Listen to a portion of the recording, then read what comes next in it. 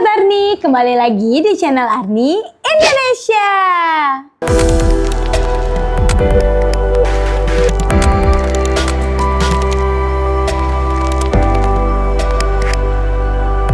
Material favorit buat dekorasi yang bisa membuat asri dan juga estetik. Penasaran? Tonton terus videonya. Sebelum lanjut, jangan lupa untuk like, comment, share, and subscribe. Buat sahabat Arni yang masih bingung cari ide dekorasi, tapi mau terlihat hijau, segar, dan pastinya estetik.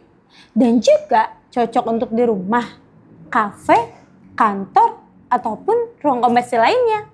Tenang, Arni ada solusinya, yaitu rumput sintetis. Rumput sintetis adalah rumput tiruan alami yang terbuat dari bahan plastik. Biasanya seperti bahan polietilen, polipropilin, bisa juga sih seperti bahan nilon. Rumput sintetis ini sudah dirancang khusus menyerupai rumput asli dari warnanya, teksturnya, maupun tampilannya. Tapi ada yang beda, yaitu dari segi perawatannya yang sangat mudah. Oke sahabat Arni, karakter dari rumput sintetis ini adalah dia tahan lama. Jadi kita tidak perlu lagi menyiram ataupun memotong rumput. Kemudian rumput sintetis itu dia itu cocok untuk di indoor maupun di outdoor. Terus juga rumput sintetis ini tahan terhadap cuaca panas maupun cuaca hujan. Dan kelebihan dari rumput sintetis ini adalah perawatan yang mudah. Kemudian juga dia hemat biaya. Hemat biayanya kenapa sih? Karena dia tuh tidak perlu lagi kita beli pupuk secara berkala. Dan juga tidak perlu tuh kita membeli alat potong ataupun memanggil tukang untuk memotong. Terus juga cocok nih ditaruh di area mana aja. Mau di indoor maupun di outdoor. Nah yang paling penting, tahan lama. Ketahanan dari rumput sintetis ini 5-10 tahun. Tapi tunggu dulu, sahabat Arni harus perhatikan lagi nih. Kalau kita memasang rumput sintetis, kita wajib perhatikan drenasi. Kenapa? Karena sifatnya rumput sintetis ini kan tidak menyerap air seperti rumput asli. Dikarenakan dia terbuat dari bahan plastik. Jadi di saat turun hujan ataupun terkena air, dia akan mengenang air sedikit. Jadi kita wajib nih adanya pembuangan air agar air itu mengalir dan tidak mengendap pada rumput sintetis. Dan juga rumput sintetis ini bisa panas saat terkena sinar matahari. Nih kita balik lagi ya, karena rumput sintetis ini terbuat dari bahan plastik, saat terkena sinar matahari langsung, dia kalau diinjak akan terasa panas. Jadi alangkah baiknya apabila ingin terasa aman untuk anak-anak, boleh nih kita pasang kanopi untuk menutupi rumput sintetis ini dari sinar matahari langsung. Oke sahabat Arni, di sini aku mau jelasin nih, kalau Arni memiliki tipe Venus. Rumput sintetis ini sama seperti rumput sintetis lainnya, terbuat dari bahan plastik dan juga cocok untuk di indoor maupun di outdoor. Tapi untuk tipe Venus ini memiliki ketebalan yang bervariatif nih, dari 20 mm, 30 mm, dan 35 mm. Nah, sahabat Arni pasti pernah lihat kan seperti di taman bermain, ruang olahraga, atau juga di taman, atau juga kita kalau misalkan kita ke apartemen atau liburan ke hotel, pasti kita lihat nih di rooftopnya pasti ada rumput. Coba deh sahabat Arni tebak, itu kira-kira rumput sintetis atau rumput asli ya? Nah, udah ketemu belum jawabannya? Pasti rumput sintetis. Coba nih kita bayangin, gimana kerennya kita punya taman di dalam rumah tapi menggunakan rumput sintetis. Sebenarnya rumput sintetis ini memiliki banyak tipe. Yang pertama ada tipe Jepang. Tipe Jepang ini memiliki tekstur yang halus dan juga warna yang hijau.